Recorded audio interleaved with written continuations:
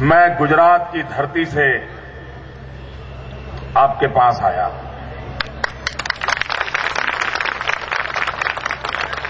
मैं सरदार पटेल की भूमि से आया हूं। महात्मा गांधी की पुण्य भूमि से आया हूं। और भाइयों बहनों, मैं खास गुजरात के कोटि कोटि जनों की तरफ से एक प्रार्थना पत्र लेकर के आपके पास आया।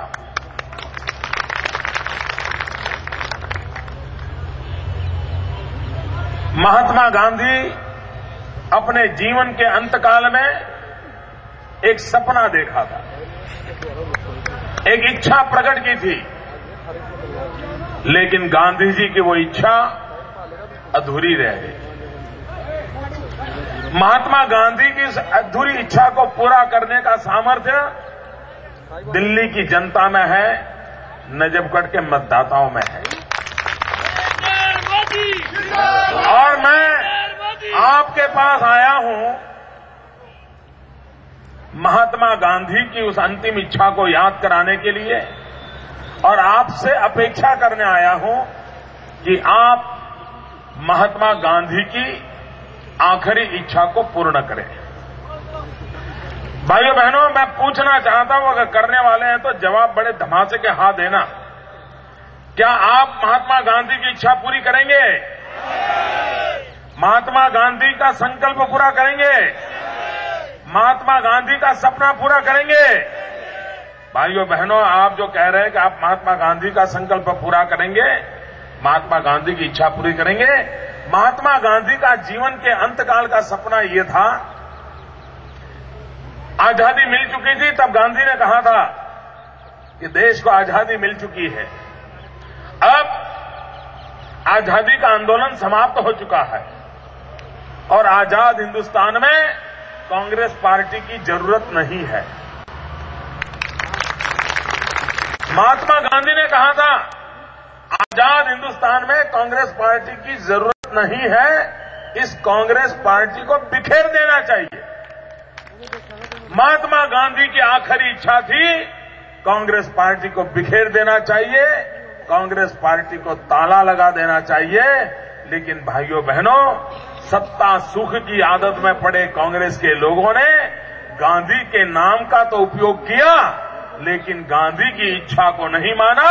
अब वो गांधी का सपना आप लोगों ने पूरा करना है, कांग्रेस को ताला लगाना है। और मैं तो आपको कहने आया हूं, इस बार कांग्रेस को इटली का ताला लगा दो ताकि कभी खुले नहीं।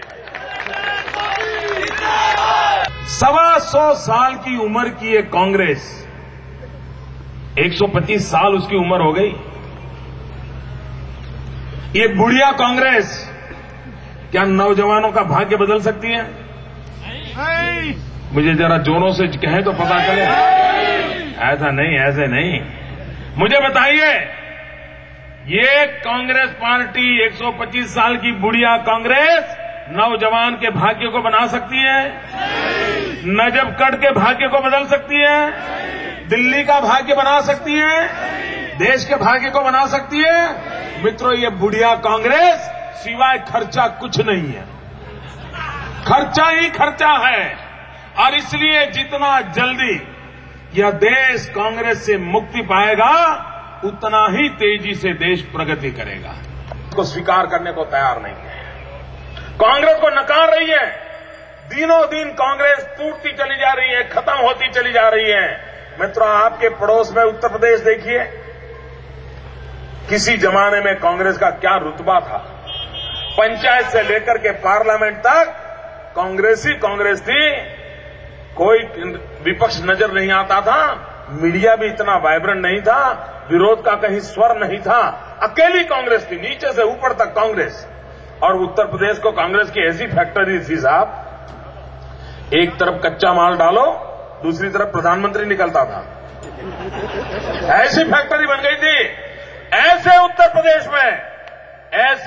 प्रदेश में 20 साल हो गए भाइयों, वहां की लोगों ने कांग्रेस को नकार दिया, दोबारा कांग्रेस को पैर नहीं रखने दिया भैया, दोबारा कांग्रेस को पैर नहीं रखने दिया।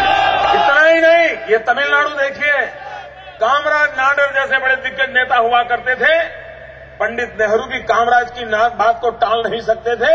उस तमिलनाडु में 30 साल पहले कांग्रेस की विदाई हुई, दोबारा तमिलनाडु में कांग्रेस फिर से देखने को नहीं मिली है मित्रों। बिहार देखिए, पश्चिम बंगाल देखिए, गुजरात देखिए, हिंदुस्तान में जहां से कांग्रेस गई, दोबारा वहां की जनता घुसने नहीं देती, क्योंकि देश की जनता को पता चलता है वोट बैंक की राजनीति क्या होती है और विकास की राजनीति क्या होती है।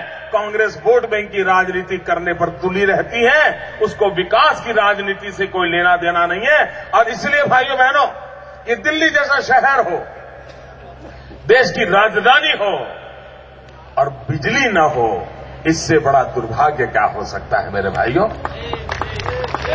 कौन जिम्मेवार इसके लिए? मित्रों, मेरे गुजरात में आज 24 घंटे 3 फेज अनइंटरप्टेड पावर सिर्फ शहरों में नहीं, गांव को भी उपलब्ध है। दिल्ली में जनरेटर से जिंदगी गुजारनी पड़ती है मित्रों। सोनिया गांधी के घर में भी जनरेटर चलाना पड़ता है और प्रधानमंत्री के घर में भी जनरेटर चलाना पड़ता है। गुजरात का कोई गांव ऐसा नहीं है जहां 24 घंटे बिजली न मिलती हो। क्या ये नहीं हो सकता है? यहां इतने छोटे से दिल्ली शहर में नहीं हो सकता है? और मित्रों, दिल्ली में जितना बिजली का बिल आपको भरना पड़ता है ना, हिंदुस्तान में किसी को नहीं भरना पड़ता है। आपके पास बहुत पैसे हैं क्या? जब शिलाजी बैठी थी उसके बाद 4 गुना दाम कर दिया मित्रों। मेरे गुजरात के अंदर बिजली का कोई दाम पिछले कई वर्षों से बढ़ाया नहीं है और मेरे यहां 24 घंटे बिजली मिलती है। क्यों नहीं मिल सकती यहां पर? और उसका कारण यह है कि कांग्रेस पार्टी को विकास से लेना देना नहीं है, जन सुखाकारी से लेना देना नहीं है, लोक कल्याण से लेना देना नहीं है। सिर्फ वोट बैंक की राजनीति करना, यही उनका कारनामा रहता है। मेरे भाइयों बहनों, आप मुझे बताइए, आम आदमी के नाम पे वोट लेके गए थे। दिल्ली में मनमोहन सिंह जी की सरकार चल रही है, आम आदमी के नाम पर बैठी है। कुछ इधर से उठाए, कुछ उधर से उठाए, लोकतंत्र को नोट तंत्र में पलट दिया और बैठ तो गए। 5 साल में जितने चुनाव हुए, अधिकतम चुनाव वो हार गए। अधिकतम चुनाव हार गए मित्रों। चलो, मेरे गुजरात में तो उनका हारना पक्का है, मान लिया। वहां तो किसी गली मोहल्ले में भी दिखते नहीं है। लेकिन कर्नाटक में हार गए मेरे भैया। कर्नाटक में भी वो तीसरे नंबर पे खड़े हैं। देश की जनता कांग्रेस को स्वीकार करने को तैयार नहीं है, क्योंकि कांग्रेस देश पे बोझ बन गई है। कांग्रेस के पास न नेता है, कांग्रेस के पास न नीति है और न ही कांग्रेस की कोई नीयत ठीक है। जहां नेता न हो, नीति न हो, नीयत न हो, वो कांग्रेस न आपका भला कर सकती है, न देश का भला कर सकती है।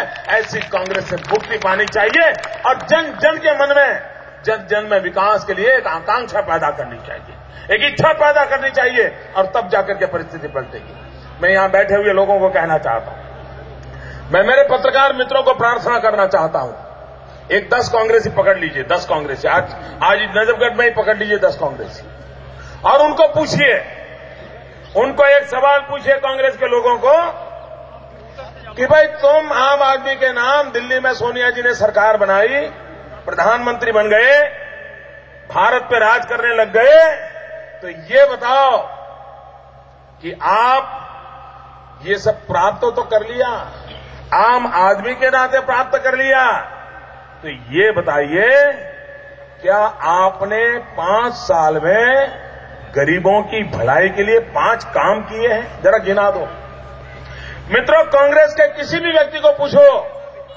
वो 5 काम नहीं गिना पाएगा। यहां बैठे हुए आप भी सोच लीजिए, आपको भी 5 काम याद नहीं आएंगे।